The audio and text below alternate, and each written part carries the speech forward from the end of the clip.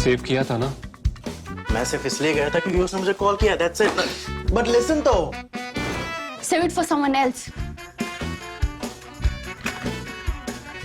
जिंदगी में सेव करना जरूरी है, मगर जब बात पैसों की हो, सिर्फ सेविंग से काम नहीं चलेगा। इक्विटी म्यूचुअल फंड्स में इन्वेस्ट कीजिए और अपने सेविंग्स को आगे बढ़ने का मौका दीजिए। Mutual fund investments are subject to market risks. Read all scheme-related documents carefully.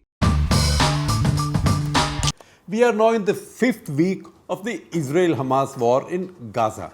Now, one important thing that stands out is how, while there is a lot of criticism of Israel, if you see the vote in UN General Assembly, most of the Western countries, all of which are aligned with Israel, all of which also support Israel's right to self-defense and also act in self-defense, they also abstained in that UNGA vote.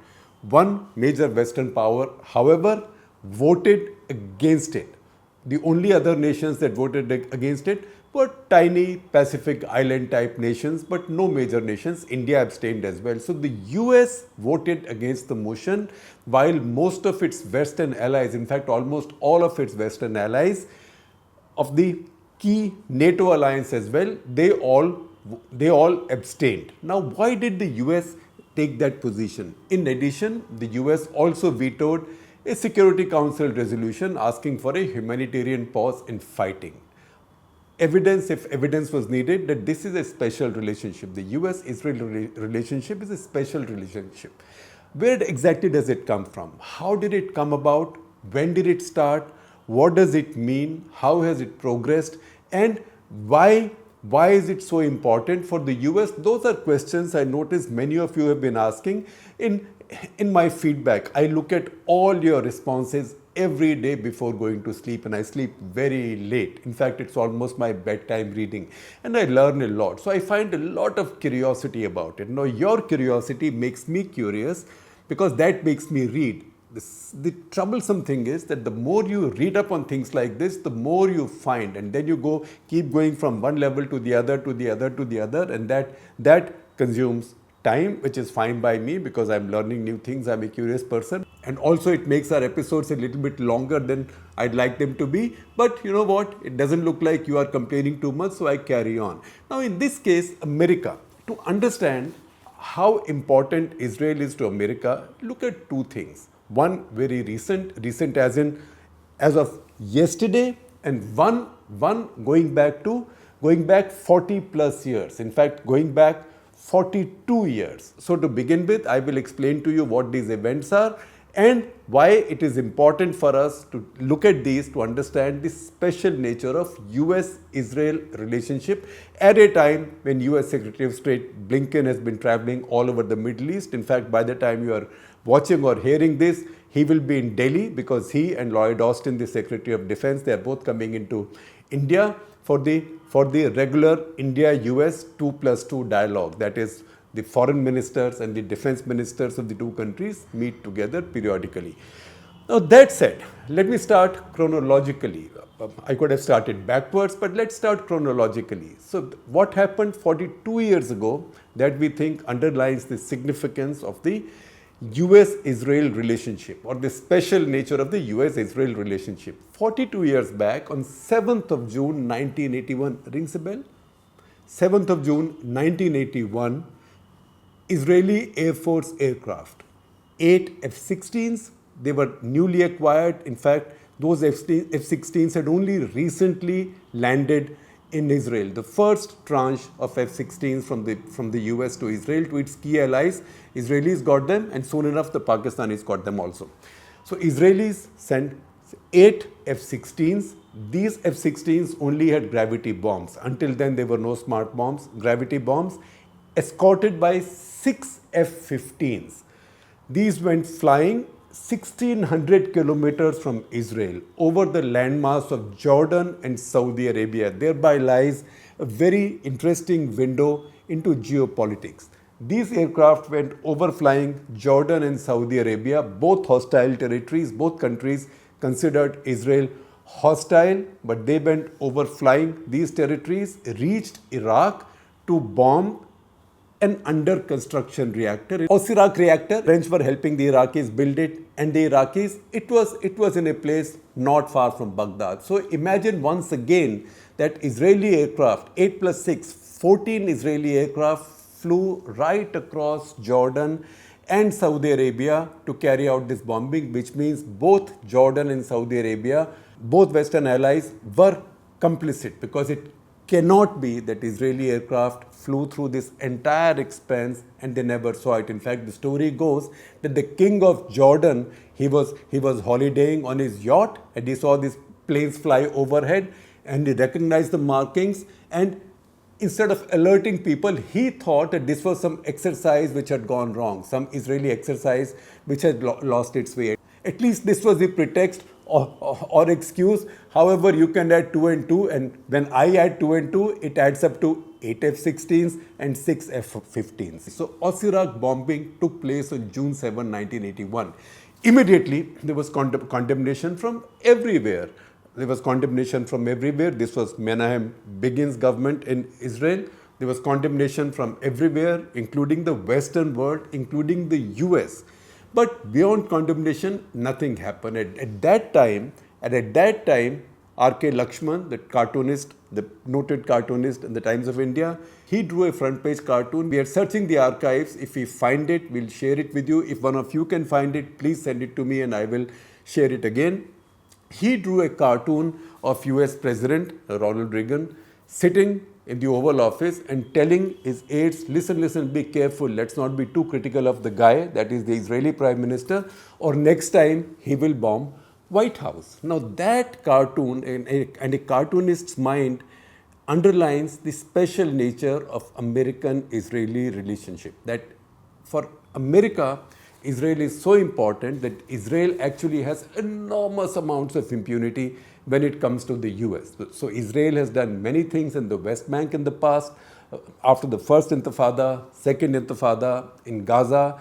Elsewhere, it has annexed the Golan Heights. In most cases, in almost all cases, while it may have received criticism from the Americans, substantively, Americans have stayed with Israel. So even now, while there might be demands for a humanitarian pause, there might be demands to follow the rules of war, etc., etc., Israelis also know, and the world knows, that Americans, beyond some words, maybe some words of criticism occasionally, will not do anything that is adverse to Israel's interest. And you've seen the evidence of that in the US conduct at the UN only recently. One veto at the Security Council and second vote against the resolution asking for a humanitarian pause or a humanitarian ceasefire in the war in Gaza.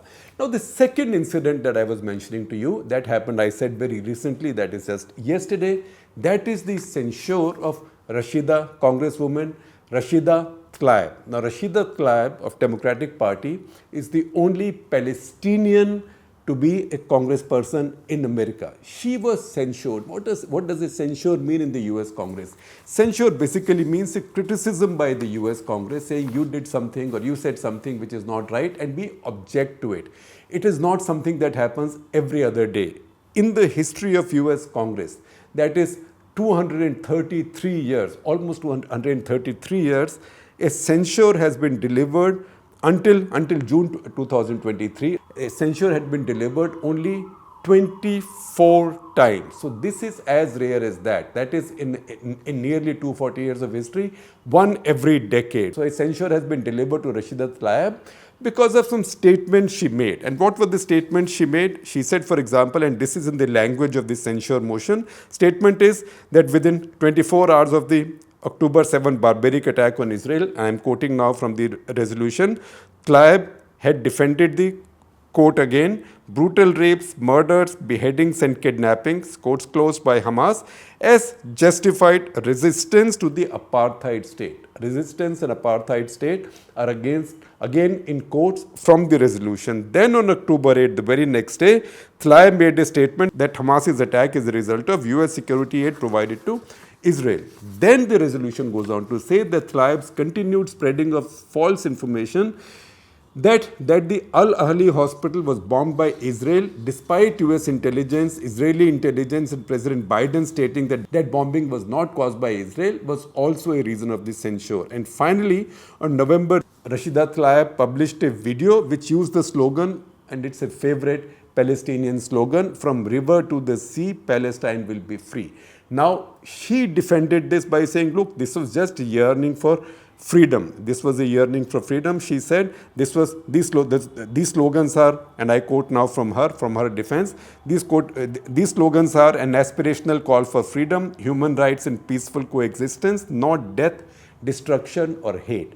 On the Israeli side, however, and also in the Western world, this statement is seen not just as a statement of anti-Semitism, but it's also seen as hate speech. Because if you say from the river to the sea, Palestine will be free. So the river in this case is the Jordan River. In fact, the first time I saw it, I thought it was narrower than even drain number 8. That is the Nala abutting the western borders of Delhi. That said, from that river to the Mediterranean Sea. Now, Israel's defenders believe that this slogan is anti-Semitic because this implies that Israel will be destroyed, the state of Israel will be destroyed, and all Jews will be exterminated. She said she just used this to mean that there is a yearning for freedom. It was not a slogan of death or destruction, death, destruction or hate. It was a slogan of human rights and peaceful coexistence. Obviously, the Congress did not like it, so the censure was voted and passed. 234 voting for it, for the censure, 188 voting against it. Importantly, of the 212 Democrats in the Congress, 22 voted for the resolution. Republicans all voted for the resolution, barring 4 who voted against it. So together, 234 to 188, the resolution was carried. Once again, US Congress censured one of their members. That's something that happens only once in 10 years. That's an average. A member censured is a member congresswoman from the Democratic Party, which, although in America these definitions are a bit complex, you could still say from the ruling party because the president is on that party. Just contrast this with what happens with our country. So there is that Raja Singh in Telangana, the BJP leader who had made really offensive remarks on Holy Prophet Muhammad. He had been suspended by the party, by the BJP, because there was a lot of protest, especially from the Middle East at that point. He, instead of being kept out, now that Telangana elections are coming, he's actually been reinstated and his suspension has been revoked. So for a political party or for a political system to censure a ruling party lawmaker like this has to be very unusual. But this also underlines for us how unusual is the nature of Israel-US relationship. Now, how did it start? It did not start out being so cozy or so hunky-dory. Although the Americans supported the formation of Israel in 1919. So in 1919, Woodrow Wilson, president, he spoke out saying that he agreed that the Jewish people need a homeland, they deserve a homeland. That came 2 years after what is called as the Balfour Declaration. Now, Balfour Declaration is named after Arthur Balfour, who was the British Foreign Secretary. He wrote a note to Lord Rothschild, who was a very rich businessman, also a kind of leading figure among the Jewish community in Britain. And that letter, the text of that letter was published on 9th of November 1917. So in that letter, he talked about the creation of a state for Jews in this general area. Remember, the Palestinian area is very critical to the First World War, because in the First World War, while the Germans were fighting in the Asian region, in the Middle East, in the Asian region, the antagonists to the British and their allies were the Ottoman Empire, the Turk-Ottoman Empire. So this region was controlled by the Turk-Ottomans. The British were fighting them. The Americans had not suffered even their first casualty as yet. And the Russians were caught in the Bolshevik Revolution, so they didn't quite have the time for it. So right now, Britain was more or less alone, and it looked like the situation was stalemated. And that's when the famous Battle of Beersheba took place. Google that. So Battle of Beersheba then became a kind of a turning point in that war, because it looked like that battle broke the stalemate in the war. Beersheba, as you would know, is a place in Israel. It's on the edge of Negev desert, and it was very heavily defended by the Ottomans as well as Germans. The combined British and Australian forces broke through there. Jewish forces also helped. They broke through there, and that's how they reached Gaza, etc. and then into the territory which is today's Israel in many ways. Since that was seen as a breakthrough and the focus was there, and that led to the idea that the Jews will now get a nation in what they saw as their promised land. Although in the Ottoman Palestinian region, the Jews were a small minority. They were there, but they were a minority. Now that said, Americans supported it, and successively the Americans supported it. 1922, 1944, US Congress passed resolutions supporting the creation of Israel. But the US was never unqualified in its support for Israel. 1948, US became the first country to recognize Israel. Within minutes of the proclamation of the formation of the country, India, by the way, took its time. India only recognized Israel in 1950. In 1948, India opposed the entry of Israel in the UN. That said, even in the 50s, the Americans, they generally sympathized with Israel, but they were ambivalent about their support. 1956, the famous or infamous, depending on which side you are, Suez Canal crisis took place, or Suez War took place. What happened in that case was that Suez Canal was owned by an Anglo-French company, privately owned by an Anglo-French company. In 1956, Nasser, the ruler of Egypt, he decided to nationalize the canal. After all, it was going through his territory. His reason for doing that was that the British and the French had committed to giving funds for the construction of the Aswan Dam on Nile River, which was very vital for Egypt. Since they went back on that commitment, he decided to nationalize the Suez Canal, saying that, look, at least I will now earn revenue from ships passing through the canal like a toll fee. So that war started over a toll fee. Now, the Americans are still staying out of it. They were critical of Egypt doing it, but they wanted a diplomatic solution. The French and the British were more impatient. So they decided to fight, and the typical fashion of colonial powers, they decided not to fight directly. So they had a secret pact with Israel, whereby Israel will invade Sinai Desert and reach the Suez Canal. Plus, you can also come in through Gaza and reach the Suez Canal. That's when the Israelis captured Gaza for the first time. So they will reach the Suez Canal, and as they come towards the Suez Canal, and Israel particularly had a concern, they wanted to target Sharm el-Sheikh because they thought that their access to Strait of Tiran, and you can see it on the map how vital it is, because that is the connection between Gulf of Aqaba and the Red Sea. So Israelis need access there, and they thought the Egyptians might block it. So they saw that interest also, plus the Israelis were irritated that the Egyptians were backing some Palestinian raids into their territories. So on cue, the Israelis invaded Sinai, and the deal between the Israelis and the Anglo-French power was that while the Israelis do it, both Britain and France will criticize Israel, will attack Israel, and as the Israelis get close to the canal, they will both land paratroopers there to say, we are saving the canal. This was such a devious plot. That is the war where Americans took a position that was very critical of the Israelis. They didn't like it. And once the war ended, Americans also demanded that Israelis vacate all the territories they had captured, which ultimately the Israelis did. At the same time, Israelis were guaranteed access to the Strait of Tiran, so that was a gain for them.